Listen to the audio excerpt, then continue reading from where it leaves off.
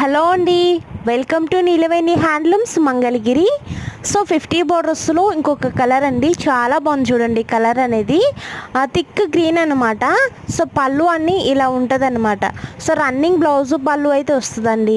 So colours అయితే చాలా చాలా బాగున్నాయి. కావాలి అనుకున్న వాళ్ళు త్వరగా బుక్ చేసేసుకోండి.